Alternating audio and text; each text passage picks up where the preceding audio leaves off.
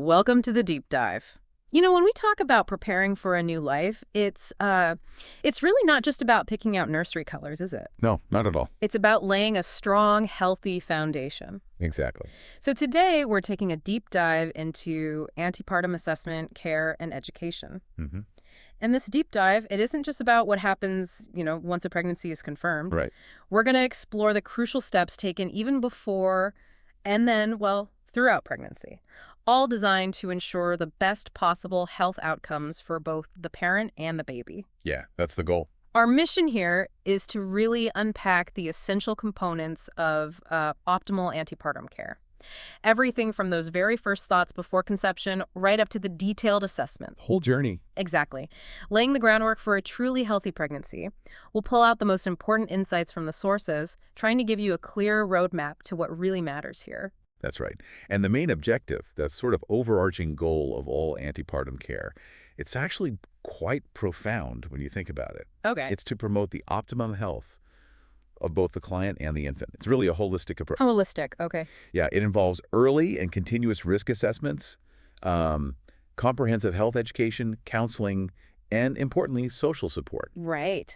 And what's really crucial to understand is that careful coordination, across medical, obstetric, psychosocial care, it ideally begins before conception.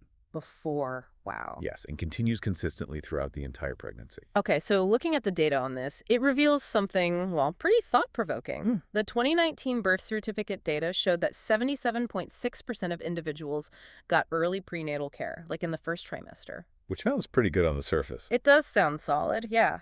But contrast that with 6.4% who received care way late in the third trimester, or kind of shockingly, no care at all. And what's fascinating there, is how these numbers really underscore the importance of getting in early. Yeah. And they tie directly into broader societal health goals. Like the Healthy People 2030 objective aims for 80.5% of people starting prenatal care in the first trimester. So we're aiming higher. We are. It highlights this big focus on prevention, on early intervention. But it also brings up a key question. What does early actually mean here? How far back does that care really start? That's a perfect lead-in, because ideally, antepartum care actually kicks off before conception. Right. And continues regularly until birth. That's what we call preconception care. And there's also this related idea, interconception care. What's that about? So interconception care refers to the period of time between pregnancies. Okay, got it. And both of these periods, preconception and interconception, they are absolutely critical. Why is that? Well, they give clinicians a chance to spot problems or risk factors that might harm the client or the infant before pregnancy even starts. Proactive. Exactly. And to provide essential education to help promote a healthy pregnancy later on. And think about it, the very early weeks of pregnancy. Yeah. That's when fetal organs are forming, and they're incredibly sensitive to harm. And like you said earlier, many people might not even realize they're pregnant during this super sensitive time. Which really highlights why planning ahead, that preconception stuff, is so valuable. It really does. It just makes sense that laying that groundwork early could prevent a lot of potential issues later. But let's be realistic, many pregnancies aren't planned. That's true, a significant number. So for someone who just found out they're pregnant, maybe hadn't thought about all this, what's the most critical first step for them to try and, catch up? That's a really vital question. For unplanned pregnancies, the absolute most critical step is just connecting with a healthcare provider as soon as possible. Just get in the door. Get in the door. Because even without that prior planning, an early first antepartum visit lets clinicians immediately start assessing risks, address any urgent health issues, and crucially, initiate things like folic acid supplements. Right, the folic acid. Yeah. It's kind of like damage control, but also rapid optimization from the moment they know. And tying back to your earlier point about interconception care. Yeah, between pregnancies. That's especially important for clients who've had complications in previous pregnancies or births. It helps identify and treat risk factors that might have popped up since the last pregnancy. It's about learning from the past to make the future better. That makes a lot of sense. So, okay, let's say someone is planning ahead. What does that comprehensive preconception visit actually look like? Sounds like it's more involved than just a quick chat. Oh, very much so. A preconception visit is a really comprehensive opportunity. Think about it. It's a chance to tackle issues like unintended pregnancies, which can really impact outcomes for both parent and baby. And Part of this care involves developing what's called a reproductive life plan. A life plan. Interesting. Yeah, covering, the desire to birth pregnancies, the spacing between them. It's genuinely a chance to make fundamental changes to improve birth outcomes down the line. So it really feels like being proactive, not just reactive when it comes to pregnancies. Even Like dealing with chronic conditions, asthma, obesity, diabetes, thyroid issues before getting pregnant. Yes, getting those under control first. Catching something like, say, undiagnosed high blood pressure before conception. Yeah. That's not just managing a condition, right? It's potentially preventing serious complications like preeclampsia later. Absolutely, which can be devastating. That foresight is, well, it's revolutionary in a way. Yeah. So what does the visit itself cover? It's incredibly thorough. It involves digging into family history for possible genetic conditions, Okay. a complete physical exam head to toe, and then comprehensive screening for a whole range of health problems, diabetes, hypertension, STIs, even psychological concerns. Oh, well, comprehensive is right. It also addresses harmful habits, alcohol, drugs, or social issues like intimate partner violence, which can significantly impact a pregnancy. Right. And then there's the infection screening, rubella, varicella, hepatitis B. If needed, vaccines are given.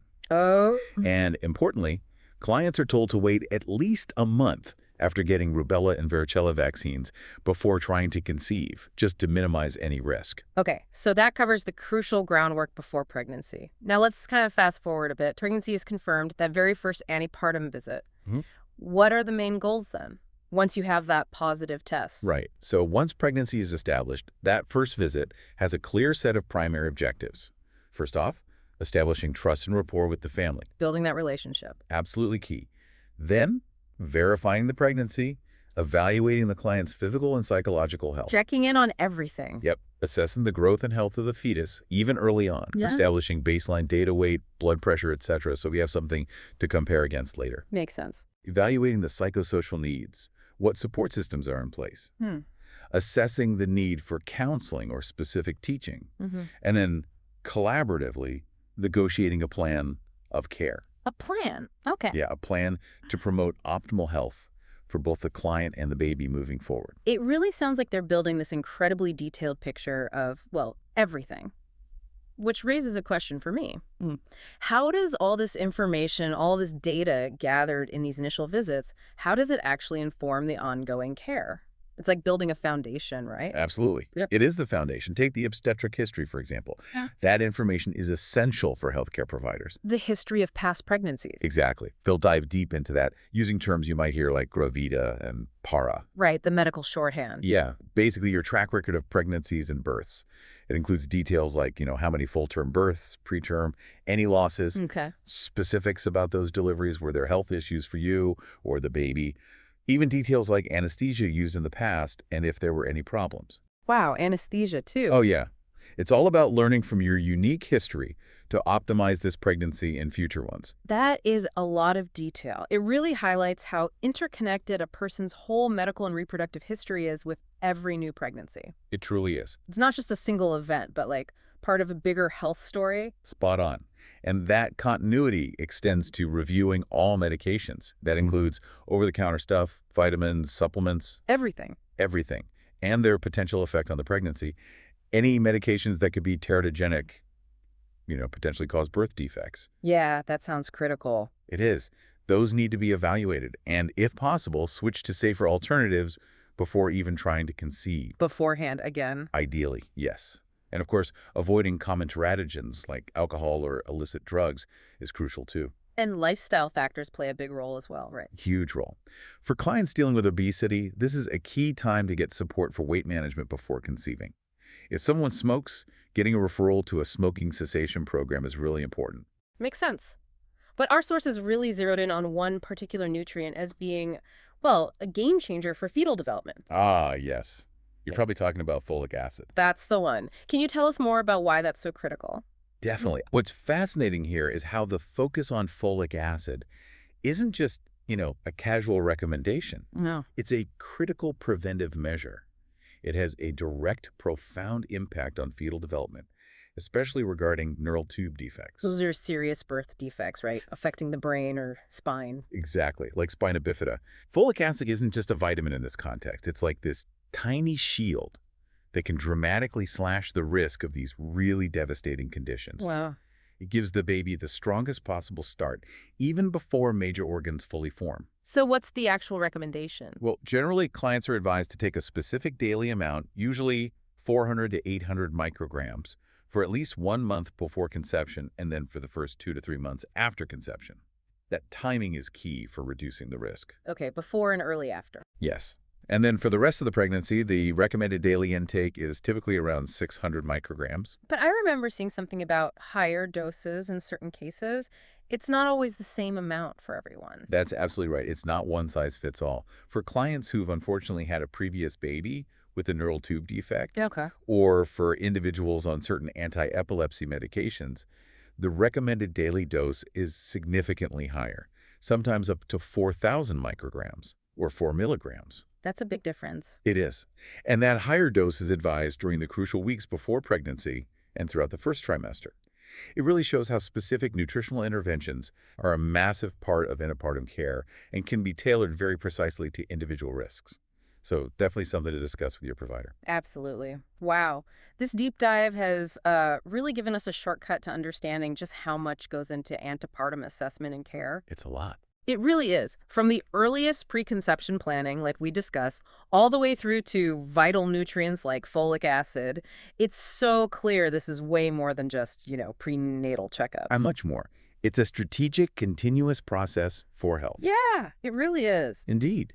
And understanding these foundational pieces of antepartum care, it shows that real health preparation is this ongoing, dynamic thing. It really extends beyond just the individual pregnancy. That's a great point. Which leads to a final thought, maybe something for you to mull over. Mm-hmm.